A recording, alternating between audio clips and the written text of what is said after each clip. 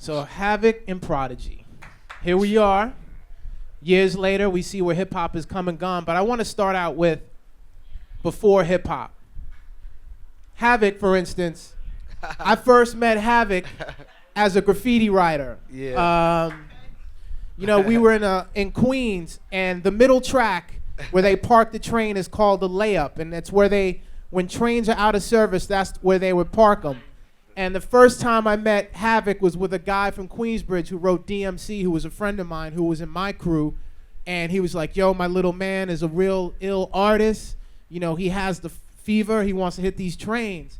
And so the thing about hitting the trains was you didn't want to go from the platform. So you have these beams on the side of that hold up, you know, the where the trains are elevated.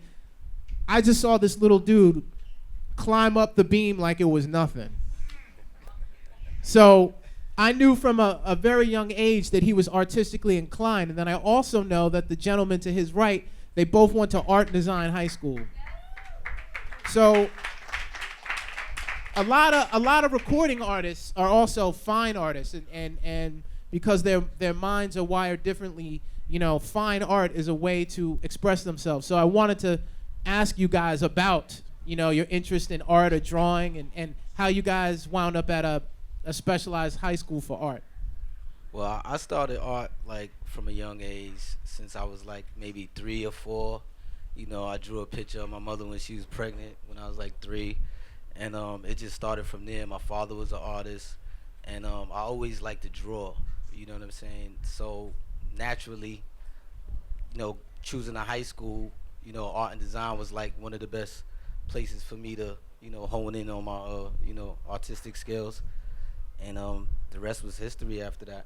You know what I mean? 1988, that's when I went to art and design and met P. How about you, P, in terms of, you know, drawing, or how that's just another manifestation of your creativity? Yeah, I mean, I really went to art and design because a lot of my friends in the neighborhood were going there. So I just wanted to be where my friends was at. I really wasn't into art that much. I got into it by going to that school, being around everybody like Have and certain people that I met that was really into art. They got me more into it than I was, you know what I mean? But Have is like incredible with it. Like, I'm alright. Nah. Yo, when we was in the crib one day, he drew my face perfectly with a pen, just making dots.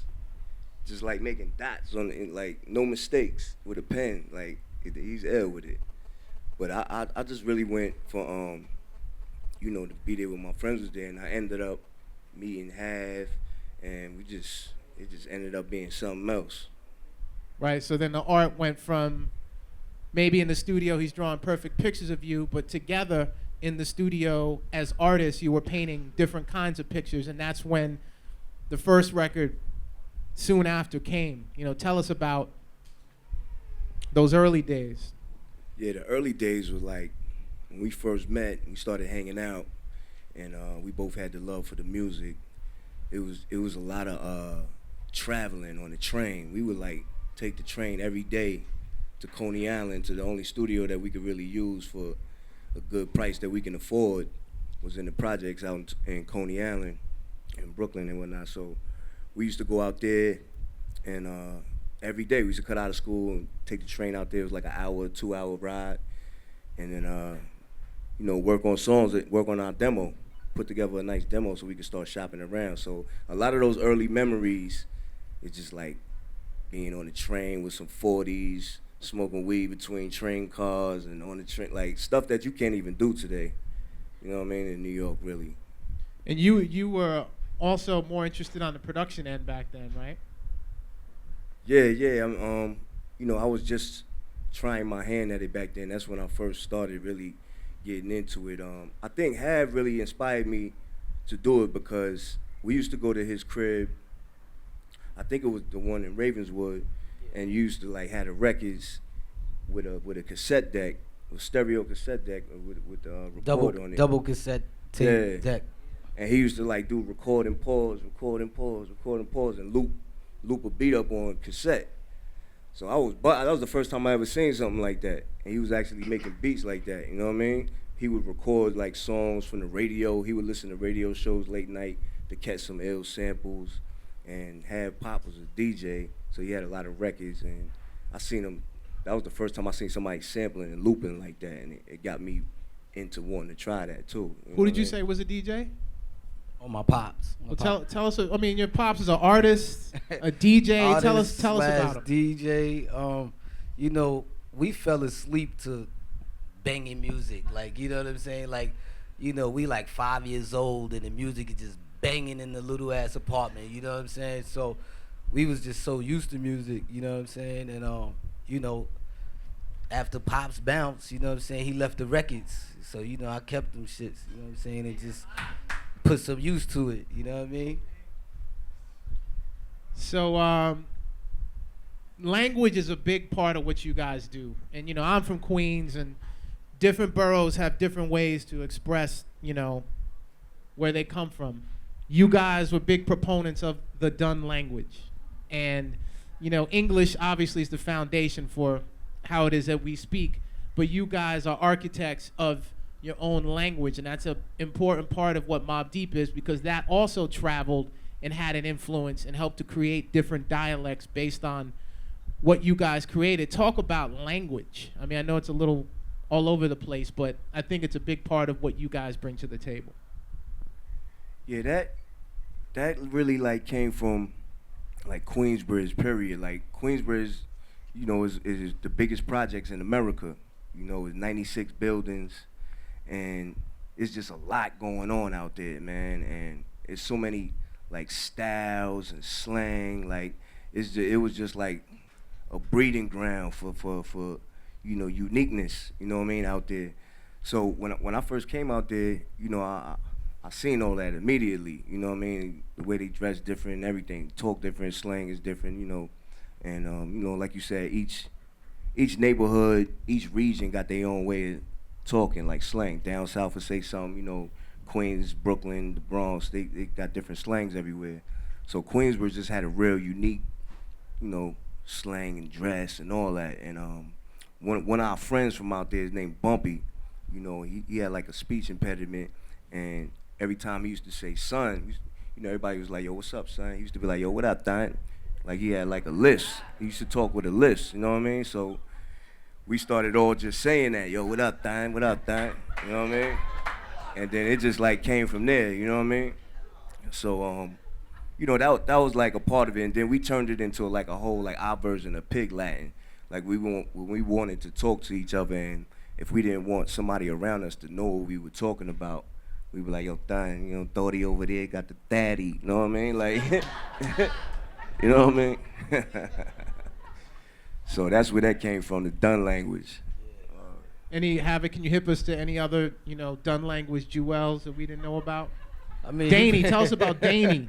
Oh yeah, I mean, exactly. You know, it was called St. Oz, but we call it Danny. You know what I'm saying? So we used everything with the Dunn language, and you know, it just turned into that shit. It was crazy though. Word. You know, okay, yeah, give it up for him. Give it up for the. I mean, that's a serious McNugget. That's a serious cultural McNugget right there, where that came from. Yeah. Who knew? Speech impediments. Right. But Queensbridge during that era when you guys were making that music, I mean, what a lot of people don't understand is, now I did an article for Vibe around '95, and it was about, I interviewed everyone from Queensbridge and what was going on then, and a lot of guys who were down with these guys are no longer with us. Right.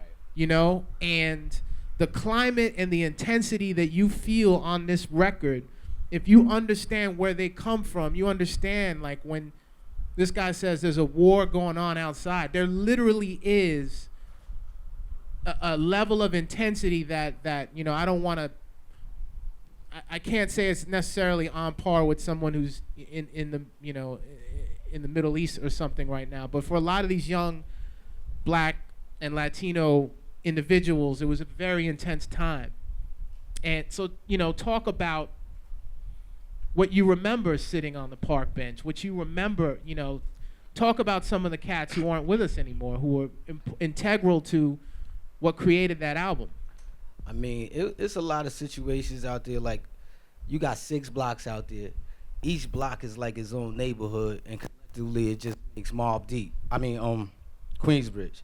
You know what I'm saying? So you might have dudes from, you know, one block, two different blocks that might used to have been friends, and then now the next thing you know, they beefing over who could sell drugs on the hill.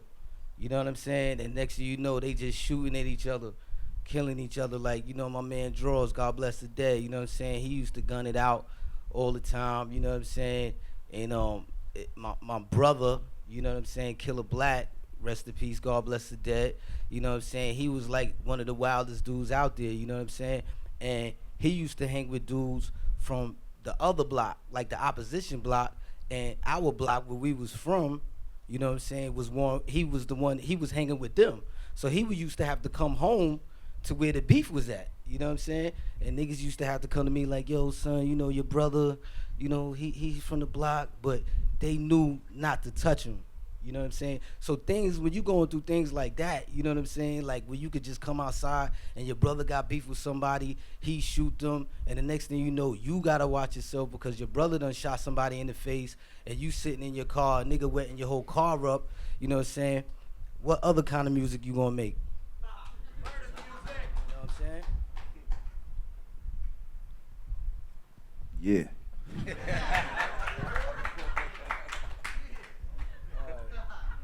So how many cats who were, you know, on skits, who were on the records, who were a part of your crew back then, how many of them are still around? Are a lot of them still around, or?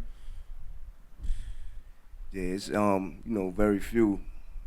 You know what I mean? But yeah, we lost a lot of friends to jail, you know, murder, you know, a lot of people you just outgrow, you know what I mean? People go their separate ways, man, down the line, you know what I mean? When you get older, you know, you see that certain people got, you know, hidden agendas and certain people are loyal. So what is it?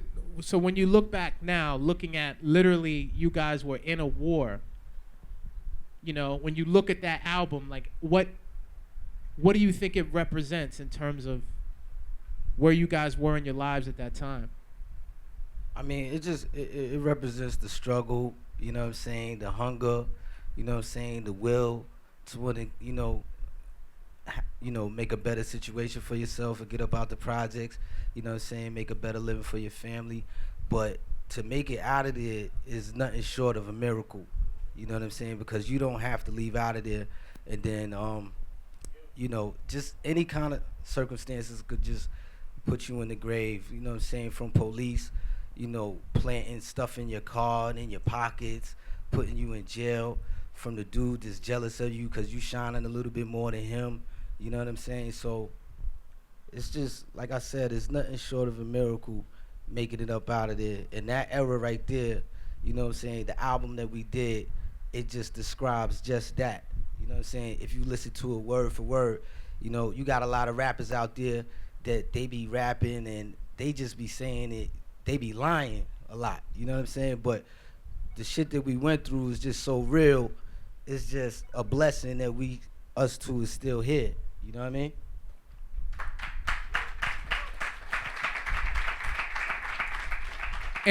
And to bring it full circle, I mean, this is the same cat on that album who said no matter how much loot he gets, he's staying in the projects forever. You know, that's how you felt. Yeah, that was metaphorically, because people always come to me and be like, yo, I thought you wasn't leaving the projects. You know what I'm saying? What I meant is that my heart will never leave the projects. You know what I'm saying? It's like I always will remember where I came from. You understand what I'm saying? So when people take those words literally, I'll be like, damn, what grade you graduated from? You know what I'm saying? Like, what school? You know what I'm saying? Oh, you didn't finish, just like me, no doubt. It's all good.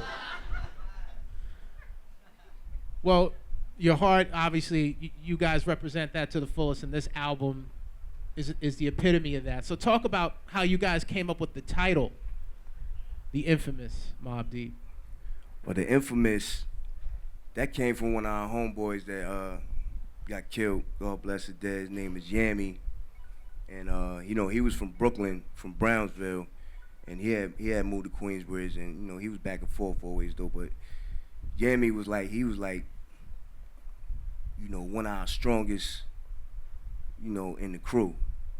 He was a Golden Gloves boxer, and he was out there busting his hammer too. You know what I mean? So he was a dangerous dude, and we used to chill all the time, and he had this tattoo on his arm. It said the most infamous, I believe, right? Yeah. It said the most infamous on his arm, and he gave us that name. He was like, "Yo, y'all the infamous Mobb Deep. Y'all infamous." So we just ran with it from there. You know what I mean? And then you took it to another level with the imagery, using the sort of Queensbridge, welcome to Queensbridge. The housing authority sign. Right. The housing authority sign, yeah. We just took that and just put it as Mobb Deep, you know what I mean? Word. Give it up for using the Yeah. projects. Here's an example of using the projects Word. to take you to the next level. It was like using it was just like welcome, to our world. You know what I'm saying? Just like I say, welcome to whatever houses all over New York for the projects. We just like the infamous Mobb Deep. Like in other words, like welcome to our world. You know what I mean? So, getting back to your dad a little bit, Havoc. Your last name is Muchita. Yeah. Is that Latino? No, from what my grandmother told me is like Creole or something like that. Mm-hmm. You know what I mean? So your people are from like New Orleans, Louisiana, or? Yeah, you could say that. Okay. Yeah. And then the brother to your right, I mean, he has an amazing book. How many people have copped this book? I want to hear more claps. You should buy it because it's probably. Yeah, go get it. Go get it. It's. I don't even know how to feel about it. Like, very few people in hip hop have the foresight, the will, or the guts to sort of put out a lot of the things that he put out there, and I think it's really healthy. For those people who don't know, you got a bit into your family background. I mean, where are your people from? My family's from the South, Virginia, Texas, the Carolinas, and then they moved up top to New York, chased that fast money and that dream. My grandparents, my immediate grandparents, they were into music. My grandfather was a famous jazz musician by the name of Bud Johnson. He played the saxophone and the clarinet, and he taught music actually at Nassau Community College. And my grandmother, she was one of the first Cotton Club dancers, up in Harlem. So she was like real big into dancing, and she created her own dance company called the Bernice Johnson Cultural Arts Center, which was based out in Queens. So they were always into music, and I grew up around them, watching them conduct their business and how they went about it in the music industry. So, I mean, the two of you both, between your dad as a DJ and you, all your people, that obviously had some kind of impact in terms of your interest in music, would you say? Yeah, it was definitely an influence, Like, even my mother and my father, they were in doo-wop groups. My mother was part of the Crystals. She had a lot of big records, like the Do Run Run and records like that. And, so I grew up hearing all the stories from my grandmother, all her concerts and the people that she dealt with in her business. And, my grandfather, all his tour stories with the old school jazz cats and all that. He knew all of them. And, from my pops and my moms and all that. So it was definitely a big influence in my life, just music, period. And, entertainment. So, you had been coming to Queensbridge from a very young age, kind of coming from where you come from in Long Island. And so you, like Nas as well, his dad is a well-known, jazz musician, and he had access to a certain understanding of cultural things. So here you are, a cat who, has his background and is enlightened to certain cultural possibilities in terms of everything from dance to music, blah, blah, blah.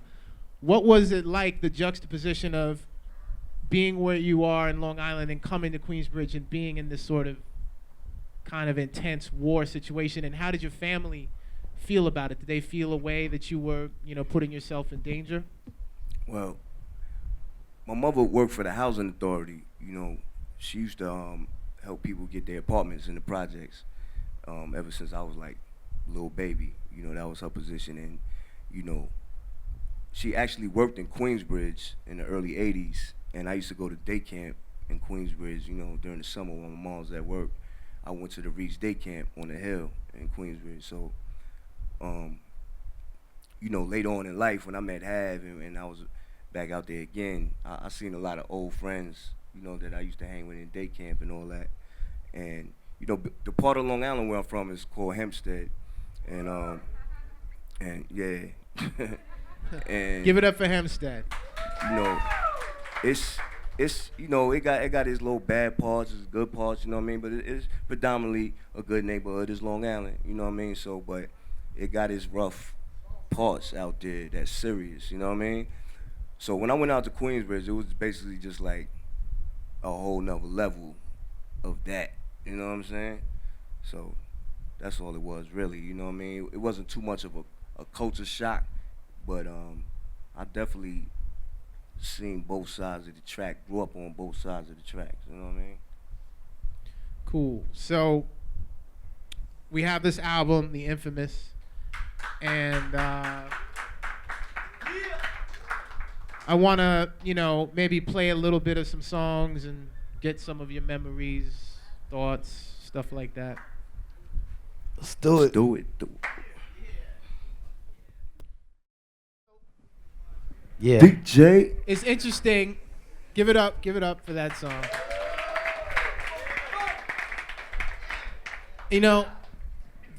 Queensbridge is the largest housing project in America. Now, Indeed. he said with great glee, the 41st side, get bent, run wild. Now, for those who don't know, Queensbridge is separated, in two sections in terms of streets. Right. These gentlemen represent the 41st side. Nazir Jones is from the 40th side. Tell us about the differences between. Are they more thorough on the 41st side? You know what I'm saying? I mean, I love the whole Queensbridge, but the 41st side was the real side. The 40th side was like the corny side. You know what I'm saying? Whoa. They didn't really know how to dress really on that side. You know what I'm saying? But they just got one ace card, and that was Nas. You know what I'm saying? So it was all good. You know what I mean? Poet and isn't Hot Day from the 40th side? Yeah. Hot Day from there too. But we got Marley Marl, Roxanne Shante, MC Sher. We got all of them on our side. You know what I'm saying? So go figure. I think everyone's riding with the 41st side. There you go. Give it up for the 41st side. There you go. So what do you got, Prodigy? What do you remember about this song, recording it? This song right here, Start of Your Ending. Well, we titled it that, first of all, because it was like, all right, it's Mobb Deep time now. You know what I mean? We was on our game. We was on our A game, more than we had ever been before that. You know what I mean? So we knew that it was the start of the ending and a lot of bullshit in music. You know what I mean? True indeed. And it was, even though it's the first song on the album, it was the last song we recorded for the album. You know what I mean? So everybody, we had like 50 dudes in the studio, you know what I'm saying? Everybody drinking, getting bent. The album was just about done. And that was like the last song. So like in the middle of the song, we let everybody, give their little bit of shout outs and stuff like that. So at that point, were you guys feeling good? You knew you had a banger. The whole album was on fire. Very good. Shook Ones was playing crazy. It was right.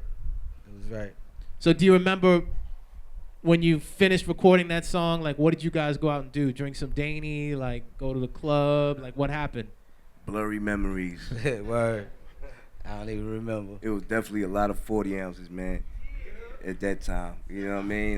The whole floor used to be full of 40 bottles. OE. St. Ives, OE, Ballantine Ale. Word. Champagne, all that. Seagram's gin. Bottles of James. You gotta watch when you drink. Said bottles of James. Bottles of James. That's cool. That's Kool-Aid, man. That was way before that. That's when you first start drinking. You get the bottles of James. That was 8th grade. Yeah. Hey yo, but there used to be so many 40s all over the floor. right? When you put your bottle of beer down, you gotta be careful. You pick up the right one, cause niggas used to be pissing in bottles because we ain't feel like going to the bathroom. And you fuck around, pick up the wrong one, you be drinking piss. Word. I never got caught out there like that, because I got to feel it if it's cold or if it's hot, you know what I'm saying? Word. You know what I mean? Well, we used to really do that too, yo. Fuck that.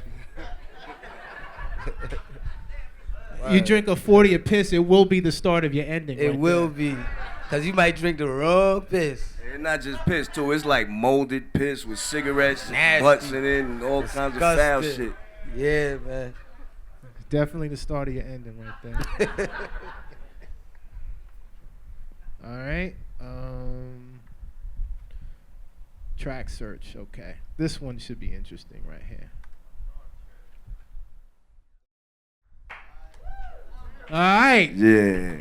You had some things on your mind that night in the studio. Yeah, I had to get some steam out my chest, you know what I mean? That's just how we felt at that time, you know what I mean? Well, first of all, explain to the young folks here who don't have the same kind of club experience that us older gentlemen might have had. Tell us about what it was like in the clubs like the Tunnel, the Muse, or whatever. How you could get cut, stabbed, shot up, knuckle down, or one of 4 of those options. Tell us about the intensity of being in the club back in the days. Oh, man, like, yeah, New York, period, man. New York was a different place back then. You know, it's still definitely wild right now. You can get killed right now in New York, you know what I mean? But it was very different back then because it wasn't a lot of cameras everywhere. You know, it wasn't so much, the police wasn't on it like how they on it now. You know what I mean? With all this terrorist talk and all this stuff, and you know, it's crazy, man. It was crazy back then, you know. And in clubs, you know, it was just wild, man. It was off the hook back then, man. The music was different, you know what I mean? The music was wilder, you know, so it just amped the people up even more, you know what I mean? So just all around, period, man. It was just, the environment was definitely more intense and more dangerous in those days. But you were on, you know what I'm saying? Your music was on. You're with your crew. You got your new whip. You got your cell phone or your pay, whatever. You're hyped. Like, talk about that experience of feeling that, being in that moment, being in the club, people knowing who Mobb Deep is, people wanting to test Mobb Deep. All of that goes to the territory. Talk about that. I mean, to tell you the truth, like the first 1-2 albums, we were taking the train to our shows. You know what I'm saying? Like, we would all, it'd be like 30, 40 of us, and we would all hop the train, get on the train or whatever, go to the show. After the show, hop back on the train, go back to the projects. You know what I mean? So it was, that's how we were moving for a little while. You know what I mean? Like, that's just how we was moving. And yeah, man, we were just having a lot of fun. And a lot of it is just, you know, being high as hell, drunk as hell. You 18, 19 years old. You got, you know what I mean, a nice record playing on the radio, videos. You feeling yourself. You know, you got all your people with you. It's just a big celebration. You know what I mean? And not to mention, you know, who we are, where we come from, the lifestyle that we live in. So we just bringing all that baggage along with us to the celebration. Yeah, but it wasn't too many people trying to test us, though. You know what I'm saying? Because when you see, like, 30 dudes, you know what I'm saying, coming up in the club, you know what I'm saying, niggas just show their respect. You know what I mean? It wasn't many people really. You never heard us really getting into too many altercations like that because you know where we come from. They know it was real, so real recognize real. You know what I mean? So we ain't had too many problems like that. True that. But the other thing that was really interesting about, you know, what you were saying was, you said, I'm a little dude. You know what I mean? Like, there's something very honest and real about you saying, listen, I'm not saying I'm a tough guy, I'm a little dude, but really it's about who gets who first. And I thought that was really, really honest. I mean, yeah, that was just like the reality of the situation, you know? We definitely, we were very grounded, still are, you know what I mean, reality based. Our head is not in the clouds. You know what I mean? We know exactly what can happen. You know what I mean? We know exactly what the fuck is going on. You know what I mean? So that's what it is. So why do you think so many rappers aren't realistic about what it is that they represent and where they come from? Why do you think there's such a disconnect? Because a lot of people was just in the game to make money. You know what I'm saying? They not really real artists. You know what I'm saying? And then they come with this fake persona. You know what I'm saying? And trying to be like the rapper. You know what I'm saying? And they not really living it. But then when they go somewhere and get smacked in their face by somebody, you know what I'm saying, then they know it's really real. You know what I'm saying? Because this ain't a game to really play with. Music should be fun. You know what I'm saying? But this is street music. You know what I'm saying? So we not going to fool ourselves. So if you know what I'm saying, rhyme about a certain thing, you know what I'm saying, dudes is going to test you. And a lot of dudes is coming out here, you know what I'm saying, rhyming about, yo, I sold drugs on this block and this, that, and the third. As soon as they get stepped to, they fold. You know what I mean? Like a ironing board? All day long, just put like that nigga on the wall real quick. Like a subway map. All day, you know what I mean? Fold him up. He out of here. Like a subway map. Word. But seriously. But, you know, the other thing was the other people analyzed this man's rant for years and years. And there were because he said, you know, people are on some quote unquote crazy space shit. They're high. We don't know what the hell they're talking about. Some people caught feelings behind that. Now, what I've read was you said, I'm not even thinking about you like that. I was just expressing myself. But it must have come from you must have felt in the air, in the ether, that there was people rhyming about crazy space shit, right? I mean, you know, at the time, you know, there really wasn't nothing like Mobb Deep, you know, at that time. You know, we were like real unique, the way we were bringing it, the lyrics, the lifestyle, just everything we were bringing to the table was unique. And I was just saying, like, making a separation and trying to explain that separation to people, like, this ain't that. We something else. We a different, a whole nother animal. You know what I mean? So, you know, a few people took offense to it or whatever, you know, but like I said, you know, if the shoe fits, like, because I ain't saying nobody, I'm not talking to nobody directly. I was speaking in general. You know what I mean? So you said back then there was nothing like Mobb Deep. Do you feel like in the years since that there have been people who have kind of followed in your footsteps or you feel might be in a similar, not exactly like you guys, but in a similar vein? Definitely, there's been, you know, people that come and, you know, they were influenced by Mobb Deep. Any names? I mean, it's obvious. Like, you know, just look at the crews that came after us. Look at all the crews that came after them, and then you want them to figure out who it is. I mean, you know, anything that's like similar to our style of music that came after us, we had to influence them. So you guys have any suggestions of, because he's humble, can you name some groups that have come in the wake of this wonderful group who... The Locks, interesting. Clips, interesting. Anyone else? 50 Cent, interesting. And you guys were signed to G Unit at one point. Yeah, we did a deal with 50, yeah. CNN, Capone and Noriega, yes. This is interesting. Are we reading his mind? He won't let us know. He's smiling though. Anyone else? CNN? Someone keeps saying CNN. Interesting, CNN. Interesting. Yeah, very, very. Very interesting on many levels, some of which we don't necessarily need to get into here. Right. What do you remember about you guys are coming up and then other groups like CNN and our dear friend Traj, you know, and that whole movement? What was it like with all that stuff kind of coming up in the wake? I mean, you know, it was flattering. You know what I'm saying? I mean, you know, they from the hood too, so you can't knock nobody hustle. You know what I'm saying? And from day one, we wished them all the best. You know what I'm saying? It's like, yo, they trying to, you know, do what we doing. You know what I'm saying? And, you know, I always was hoping that it worked for them, and it did, in a way, with the War Report, like a classic album.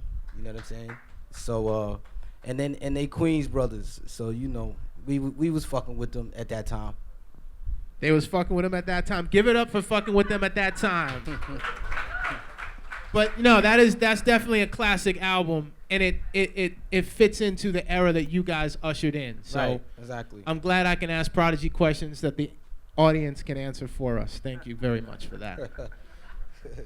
So let's keep going here. Let's see where we can go.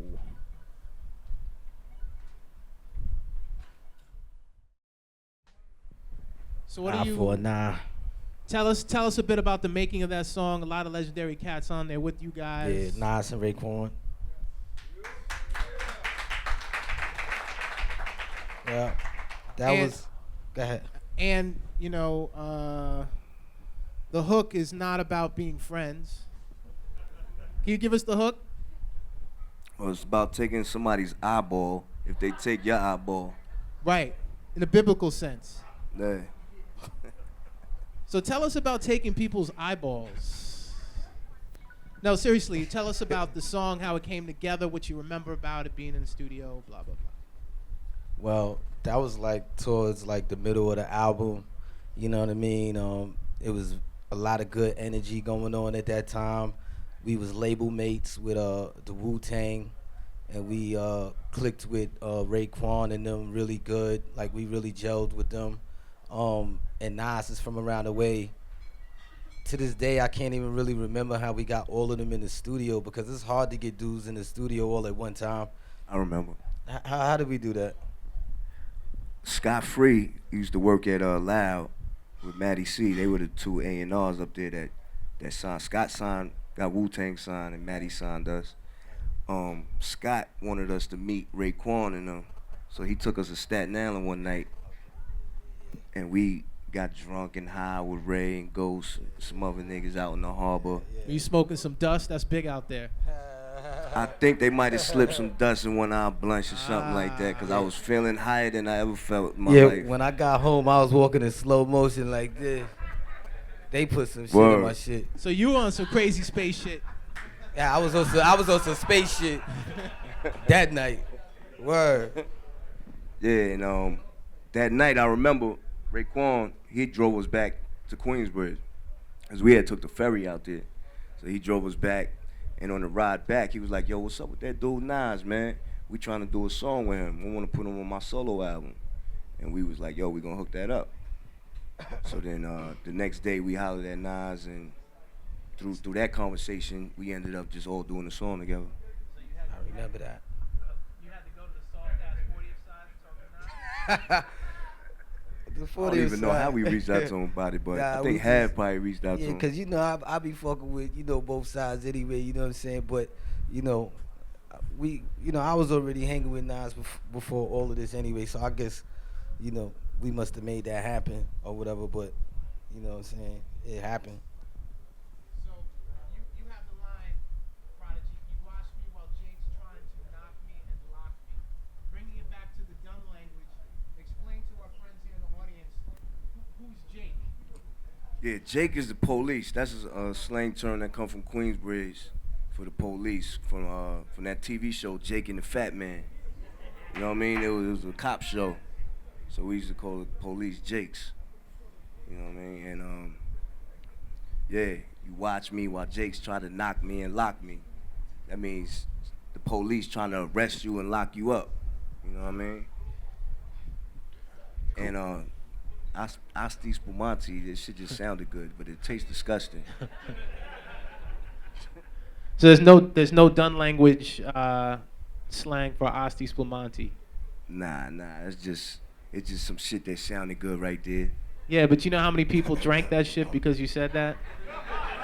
Hey, yo, let me tell you. That's foul, son. That's foul. You got brothers drinking the nasty shit. I said it. I said, hold on, let me try this shit. I said it in the rhyme. Let me try this one day. That shit was disgusting. What? Speaking of Jake, talk about the relationship between the police and cats in Queensbridge. It's, you know what I mean? It's complicated. I mean, like, we all know the D's, you know what I'm saying? The D's knew us, you know what I mean? We used to know the D's by their first names, you know what I'm saying? And it's just the D's, as in, for those who don't understand, the detectives. Yeah, the detectives, you know what I'm saying? Or the dicks. Right. There you go. Or the dicks. It's like a cat and mouse game, you know what I'm saying? It's like they'll see you, they say what's up, they'll be friendly, but in the meanwhile, they looking at you like, you know I'm gonna get you, you know I'm gonna have to get you. So it was like that. Let's look at some lyrics from Havoc from this song and pick his brain. Let's see. Try to infiltrate my fort, get caught, dead up in New York. My brain is packed with criminal thoughts. Where does that come from, my friend? I mean, it's just like, yo, you know what I'm saying? Like, your fort is like your crib or your block. You know what I mean? A lot of times, a lot of stick-up kids used to try to run through and try to rob people and stuff like that. So it's like, you know, if you come through here, you know what I'm saying, you're going to get hit. You know what I mean? Because my brain is packed with criminal thoughts. Straight up. Can you relate to that? Having a mind packed with criminal thoughts? Everybody got criminal thoughts. You be like, yeah, I want to kill that nigga. You know what I'm saying? It's like, you know, I mean, everybody goes through that, you know? This is true. But not many people have the ability to use music as a way to express those criminal thoughts, which is better than expressing it in real life. True indeed. You know what I'm saying? Let your frustration out, you know what I'm saying, through the music. You know what I'm saying? Now, where do you think Mobb Deep would be if, honestly, if Mobb Deep didn't have the infamous, which was, you know, the thing that kind of liberated you after coming off of your first album, Juvenile Hell, that, you know, according to industry standards wasn't necessarily a hit, but it had an impact. It made people aware of you. But if you didn't have the infamous, where would Prodigy and Havoc be right now if that didn't come together? Me, myself, I probably would have finished high school and just became an architect or something like that, because that was my major, you know what I mean? Until I really started fucking with rap real hard. Then I kind of fell off with the school thing and just really pursued a rap career. But I definitely had a direction other than rap. You know what I'm saying? I wasn't trying to fall victim to the streets like that.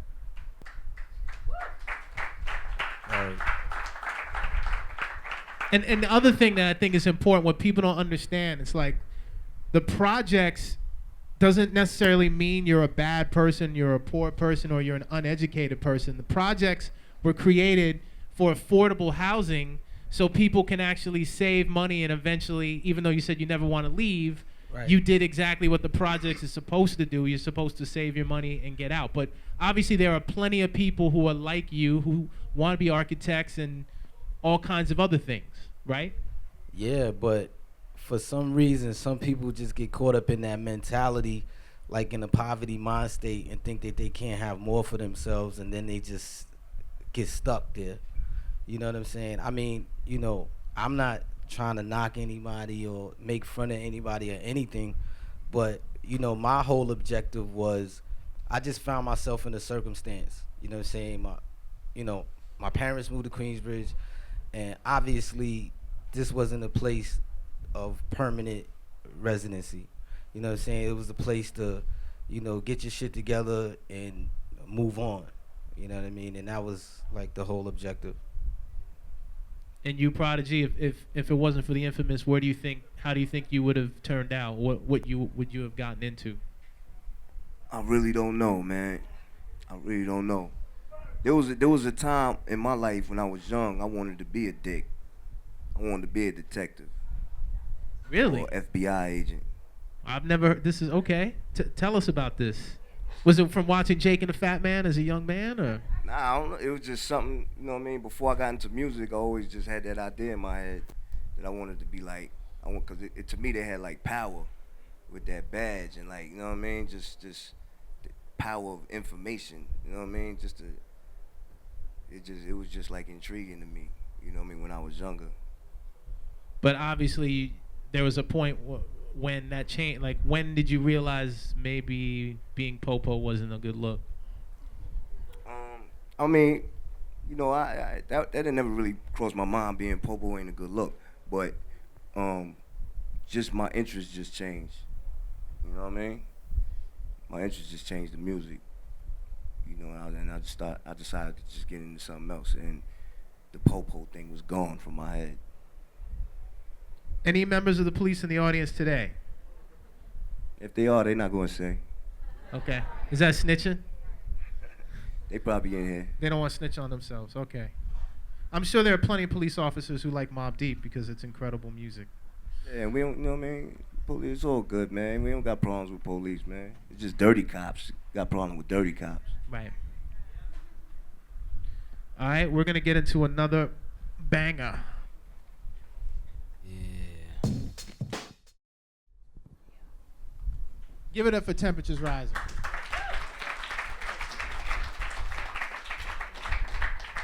You know, one of my favorite songs on the album, it shows like a level of sensitivity, you know, that I think is important in hip hop in terms of creating what they go back to what they've been saying about reality and being honest, you know, and I think that is one of the reasons why this album has stood the test of time.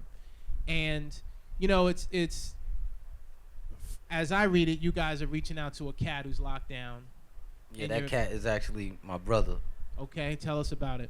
My brother that passed away, rest in peace, God bless the dead. You know what I'm saying? That was a real situation, a real story about my brother who was on the run for a homicide. You know what I'm saying? And we was like, kind of like protecting him, helping him run. You know what I'm saying? And, you know, not get caught by the police and stuff like that. And we was just giving him advice on the record and stuff like that. And while we made the record and while the record was out, he was actually on the run for the homicide. You know what I mean? Eventually got caught, but you know, we beat the case. We won trial, and he was freed behind it. And that was the story behind the song. But you know, it's interesting. Like the hip hop police, the task force weren't that sophisticated back then. But if they were, basically, right, that would have implicated you in some. Yeah. We was kind of under the radar at that point. I at that time, you know what I'm saying? I guess they wasn't like, oh, let's listen to this record and find out stuff. And not to mention, we wasn't even saying where he was at anyway. So even if they would have listened to it, it wasn't like we say he did it or we was saying where he was at. So we was like being mindful of that, of what we was saying on the record. You know what I mean? And how did he feel about it, from what you remember? He didn't get a chance to hear the record at the time while he was on the run, but he heard it eventually later on, and you know, he thought it was ill. You know what I'm saying? He was like, "Oh, that's what's up." You know what I mean? Right. Yeah, if you listen to the words, we very careful about what we saying on there. You know what I mean? If you listen to the words carefully, you can see that the writing was real calculated on that song. But what's running through your mind? You're in the middle of like changing your situation, recording an album, things are on the up and up, and then you got to write a song about your brother who's on the run for murder, accused of murder. I mean, what's running through your mind at that point? It's like, damn, I gotta spend all this money on a fucking lawyer. You know what I'm saying? I just made money. Now I gotta fucking spend money on a lawyer. You know, and then for the most part, he's my little brother, so I don't want to see him go to jail for the rest of his life. So I want him to, you know, run as long as he can. You know what I'm saying? It's just a fucked up situation. You know what I mean? Nobody don't want to be in. You know, it's your little brother. You know, so it was real personal. Where did he wind up going? Like, he was all over the place. I mean, we was like right under the cops' noses. We was like in the Bronx. You know what I'm saying? And then later on, he was in North Carolina.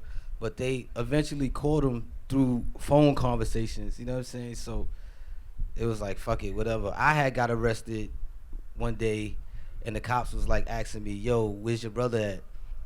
And I was like, you know, I don't know. You know what I'm saying? They was like, well, we know. We just caught him. And I was like, word.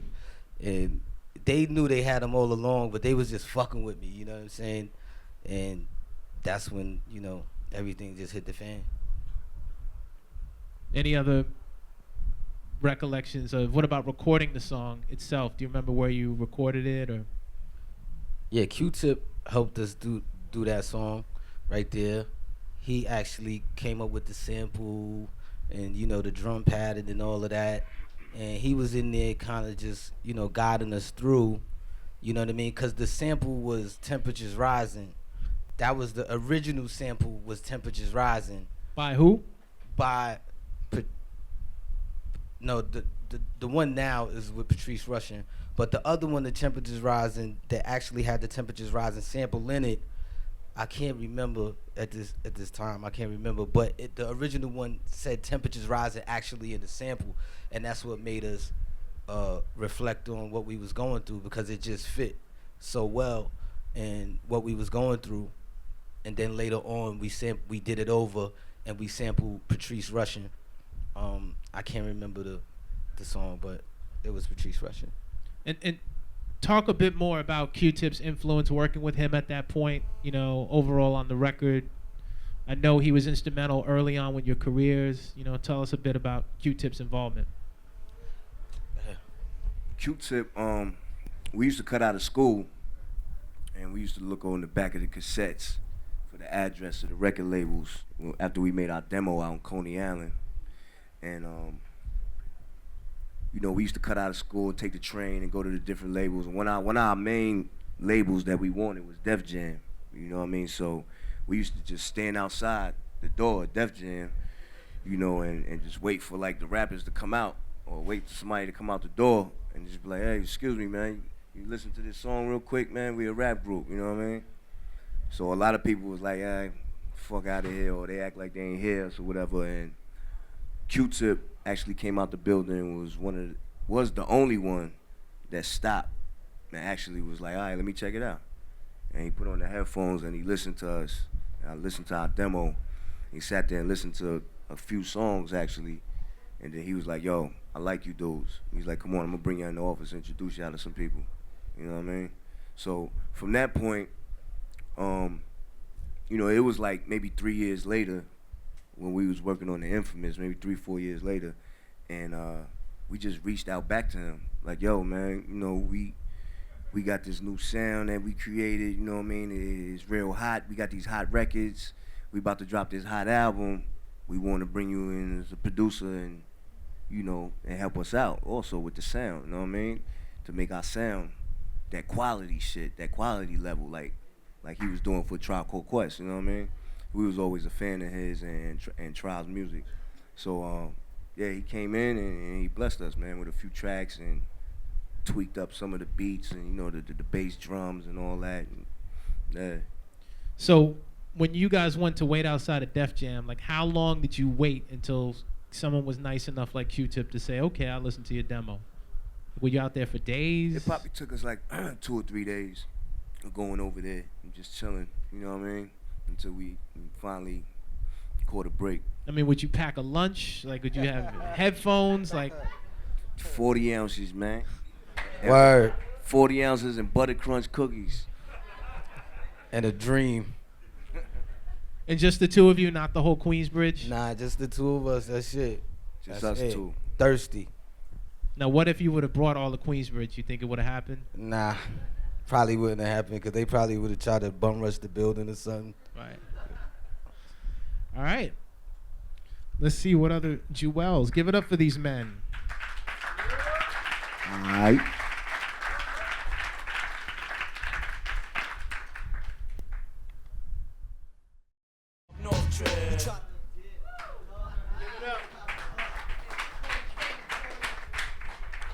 Now, I got a couple of questions about that song. You guys can tell me. But mainly, obviously prison is obviously nothing to joke about. A lot of brothers wind up in prison for really unnecessary things.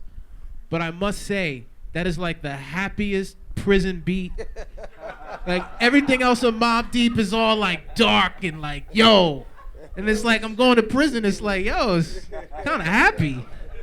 I mean, the lyrics aren't happy, but the beat is all bright and like, is it, like, tell us about the it's complicated right there.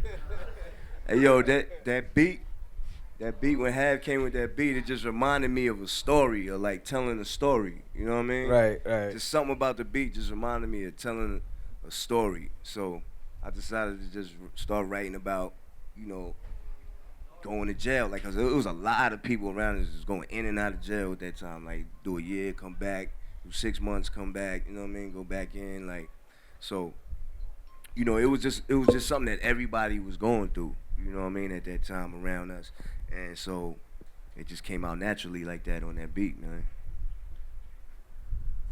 Havoc. I mean, you know what I'm saying? I just made the beat, you know what I'm saying? I just be making beats. And, you know what I mean? And I just played it for P, and then he just started rhyming about jail and shit, you know what I'm saying? So I was like, fuck it, you know what I'm saying? I just followed his lead. I mean, you know what I'm saying? The whole thing about music, you know what I'm saying, with us is like to be unconventional, you know what I'm saying? To rap to that beat, to try to match its tone, probably would have been a mistake. You know what I'm saying? So we kind of like just put the opposite on it. You know what I'm saying? And just mix two different elements together. You got this fluty beat, like with a bunch of flutes in it, and then we talking about like something very real, like being incarcerated. You know what I'm saying? So who does that? Mobb Deep.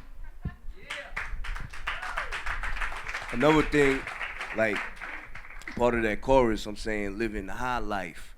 You know what I mean? Like having fun, partying. So it's like that part fits the beat. You know what I mean? You living the high life, making moves at night. You know what I mean? But at the same time, you gotta pack your heat in this war zone. Niggas is trife. You know what I'm saying? Right. So it's just like you dealing with all elements on it. But also it deals with, you know, unfortunately, prison is like college for a lot of us. You know what I mean? And there isn't a lore to it, you know, in a strange way. So even though I'm saying it's real lighthearted, but that's what makes it interesting. That's true. You know? That's true, because a lot of young brothers out there, you know, in their young teenage years, they see a lot of older dudes going to jail, and they want to emulate that. You know what I'm saying? They want to get that experience so they could come home and be like, yeah, you know what I'm saying? I just came home. But you don't have to come home from there. You know what I'm saying? And it's just real like that. Can you tell us anything about the sample itself? I can't even remember where I sampled it. I don't even know if I got it cleared, to be honest with you. But you know no snitching. Yeah, but you know what though? We did it. You know what I'm saying? And it's part of our album. You know what I'm saying? If they want to come back and sue us, they're gonna have to sue the motherfuckers that own the masters, because we don't own them right now. You know what I'm saying? All right, that's real right there. All right. Give it up for these gentlemen once again.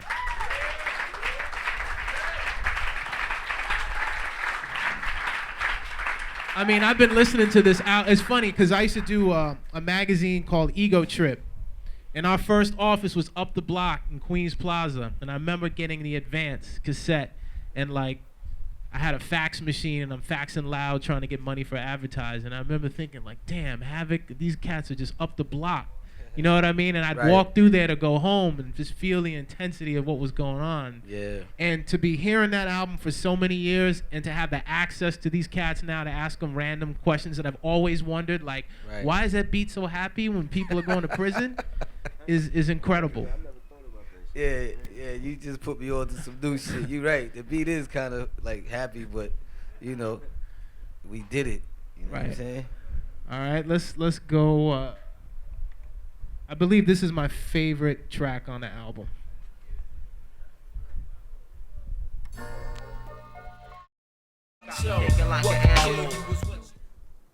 Give it up for Trife Life. So much going on that track. First of all, you guys are in Marcy Projects. Interesting. Marcy Projects is where Jay-Z is from. And you probably weren't even aware of Jay-Z at that point. Not at all. Nah, he wasn't around back then. Nah. As far as in the music industry. Yeah. Right. So tell us that. That's just like, is that like a real story? Some chick from Marcy called you up? Something? Nah, actually that story was just fictional. I made that up. You know what I mean? But the whole concept of the song isn't fictional, you know what I mean? That really happens to people. Like girls will set you up, you know what I mean? Like they'll tell you, yo, hey, come pick me up over here, boom, boom. They don't really know you, and it's just a setup, you know what I mean? They'll set you up to rob you or whatever. Like people was doing that a lot. But it's interesting, the second verse is kind of like from the other side of it. Right. Like a dude coming around the way and actually having something happen to him and getting robbed, you know what I'm saying, for like kind of taking where he's at for granted, you know what I mean, and thinking that he could just come out here. Because a lot of times, you know what I'm saying, a lot of chicks in the projects, they think they tough, so they'll be like, oh, don't worry about this shit, just come over here, these niggas is pussy. And you know what I'm saying, she bringing you around a bunch of fucking wolves, you know what I'm saying? So I don't never listen to a girl when she be like, oh, don't fucking worry about it, just come over here, these guys ain't nothing. Like, it just be bullshit, and then next thing you know, nigga getting robbed. So let's just imagine this scenario. These two gentlemen are on a park bench on 12th Street. Their whole crew is famous. They're sipping Hennessy, right? And some pretty boy dude is walking through. It's Friday night, and he's got mad jewels on. Take us there. Bring us to the mind state of what's happening. You don't know who this guy is, and he's walking like shit is sweet. Explain what goes down. There's a story that really happened like that. You know what I mean? Yeah. One night we were on the block, and we were all just chilling. There was a whole lot of us. We was drinking, chilling, whatever, playing dice. And this girl I think she was from 12th Street. I think she was from block. Yeah, she from the block. She came through the block with some dude that we didn't know who this was. It was just some dude that she met. I guess she messed with from somewhere else. And they came through the block. So, one of our dudes was like, yo, shorty, come here. You know what I mean? And she's walking with this dude now. So she comes over, talks to us, whatever, talks to him. And got the dude waiting over there for like 20 minutes. So he's getting pissed off. So he's like, yo, come here, what you doing? Now he starts saying that. So now we like, what? Hey, yo, dog, shut up, dog. Like, you're not even from out here, dog. Like, calm down. And then, it just got heated after that, you know what I mean? It got kind of crazy. Yeah, crazy. And then you just wanted his chain, but you put a couple of slugs in his brain, Not that night, but you know what I mean? Some shit went down, you know what I mean? Where it was just crazy, you know what I'm saying? He had pulled out and. Wait, you're talking about a real story. Yeah. Because when you say when he says a line, come through truck, how you figure? Like I felt that. Like, are you crazy for coming? Are you stupid? That's what I felt. Yeah, because if dudes come through with their jury all out like that, he gotta have a, you know what I'm saying, gun on him or something. He must have it, or he's just stupid, you know what I'm saying? Like, so I mean, we all know how the hood is. It's like you don't gotta explain it, you know what I'm saying? You just gotta, I mean, it's just stupid coming through somewhere without, protection. If you're gonna be wearing like thousands of dollars of jewelry on, this just like dangling meat in front of wolves, you know what I'm saying? So you can't do that. One of the most compelling lines is when Prodigy says, hypnotic thug life, get that ass paralyzed. Where does that, that's just, where does that come from? That was just like a freestyle. I just said, like, off the top of my head at the end of the song. And what I meant by that is, that lifestyle, the thug life lifestyle, that street lifestyle, that we live in. And it's just like, it's hypnotic. Like, it pulls you in. You know what I mean? Because it's fun, it's dangerous, you know what I mean? It's mysterious, you know what I mean? So it'll pull you in and hypnotize you, and you can get your ass killed or paralyzed, you know what I'm saying? Or locked up. Let's talk about the track itself. Do you know the sample? For Survival? Yeah. Nope. I don't even remember the sample. I used to just be grabbing a bunch of jazz records sometimes and just listen to it and just fucking listen to it like. Trife Life we're talking about. Oh, you talking about Trife Life, but that line, hypnotic thug like if jazz paralyzed right. is from Survival, but that's why I was thinking that. Right. But oh yeah, I know where we got the Trife Life from. That was Norman Connor's Starship, something like that. It was like one of those like famous records. Like people knew it from the 70s or the early 80s or something like that. And I always liked the song, you know what I'm saying? It's a real nice song, you know what I'm saying? Starship. So I just wanted to sample it, you know what I'm saying? See how I could turn it into a hip hop track. Right, but you made it dark and it fit, you know what I mean? Again. Yeah, I filtered the sample and turned it into a bass line, you know what I'm saying? And just like kind of followed in Q-Tip's footsteps with the drums, like making the drums real tight and really clear and stuff like that. And But, a nice but the pattern. song ends and then it kind of fades out and then it comes back again real strong. Like what was the Yeah. feeling about that? Because it just when you thought it was over and you wrapped up in the emotion, it kind of sweeps you back in. That's like the when you have a good engineer, you know what I'm saying? They kind of add their little thing into it, and the engineer that we had at the time, that's what he did. You know, engineers used to like to be part of the production, post production, and like kind of do little things. So that's what the engineer did and brought it back. Give it up for these gentlemen.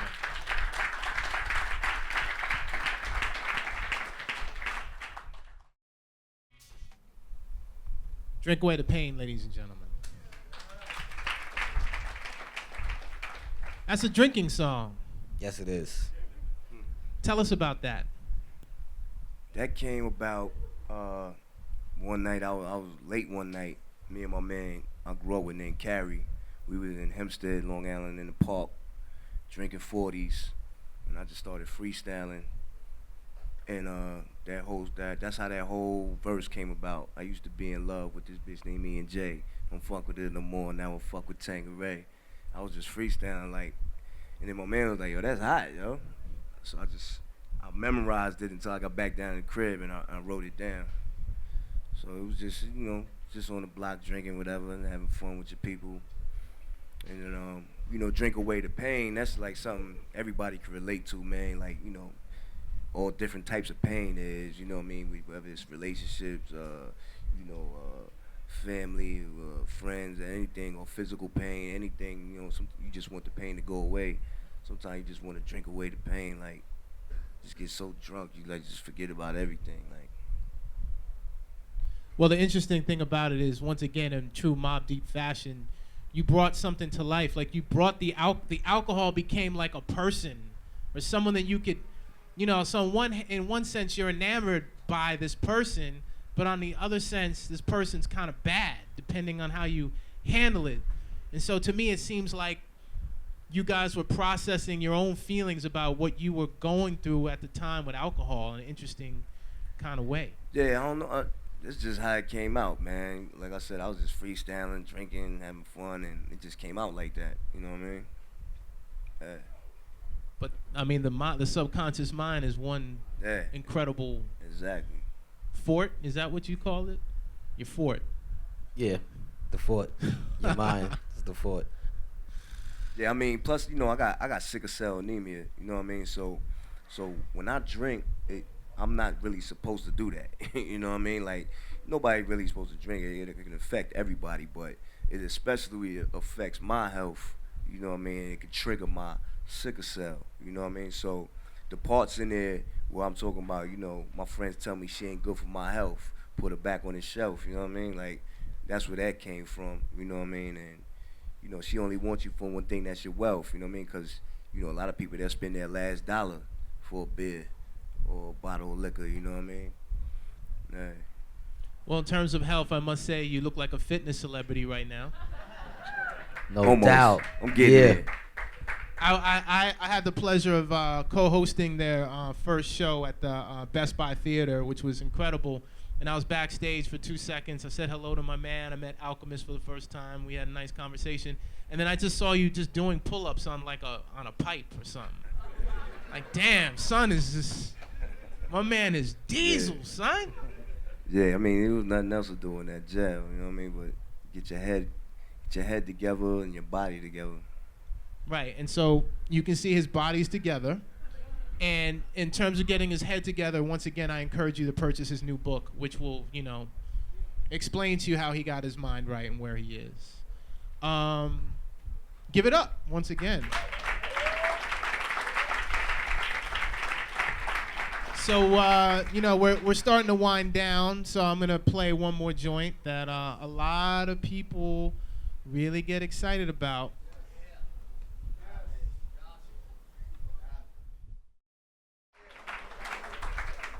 So I just want to say there's a young lady there with orange, and she's got glasses on. She was texting and listening and knew every word while she was texting, saying crazy stuff. So give it up for the power of this song.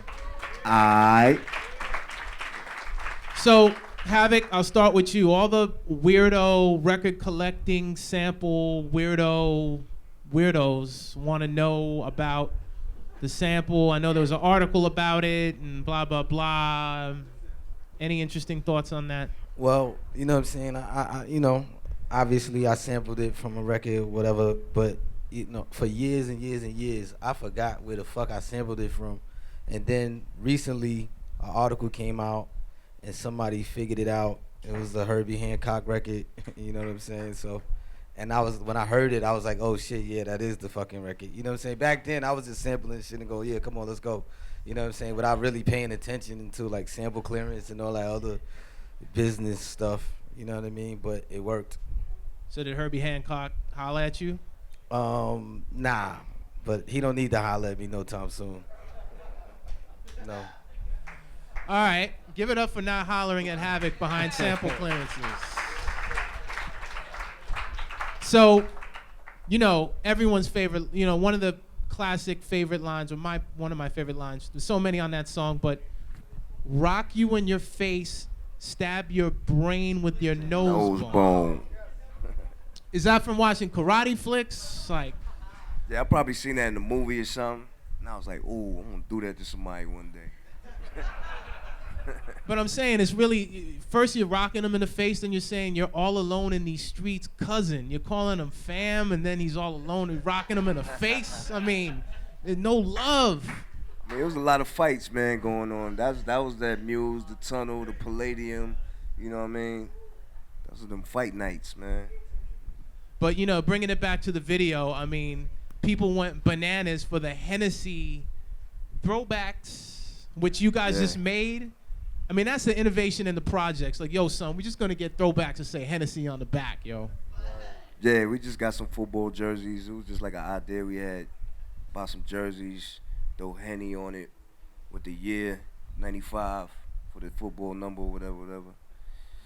And, you know, See, it worked. If back then if you were messing with Red Bull, had Red Bull on the back, they would have laced you with some cash. We would have been straight. Right? Word. Yeah. Give it up for Red Bull once again. Give it up for Red Bull. If you look at the video, we even spell Hennessy wrong, because I ain't know how to spell that shit. I didn't even know the word. So it's spelled wrong on the shirts. Yeah, that was so they couldn't sue us, you know what I mean, right? Nah, I actually spelled the shit wrong. I ain't know how to spell that shit. No, that's because they wouldn't sue us, right? Oh, yeah, I'm just right. fucking with you. I'm only fucking with you. Where did you get them? Where did you get those jerseys made? It was from this place in Rockville Center, Long Island. It was like a football jersey place right next to the Long Island Railroad. Because I used to take the Long Island Railroad to, you know, the Queens all the time, or the city. So I used to always see that store. So something told me to just go in there and get some shirts made for the video. Every time I ride over the upper deck of the 59th Street Bridge, I hear that song in my head. And I wish I have a jersey on me, you know what I'm saying? And a plastic cup. Don't forget about the plastic cup. Yeah, I'm pouring a little out over the 59th Street Bridge thinking about you guys. But anyway, man, you know, these guys have been through a lot. They've influenced a lot of people. They're still here. Their music is still relevant. You know, these guys are real people making real art. And it's a blessing to have them here today. It's a blessing that they're still making great music. It's a blessing that they're in good health mentally and physically. And we're all excited about the next moves these guys are going to make. Please give it up for these two gentlemen, Mobb Deep. Thank you. Thank you. Thank you. Thank you.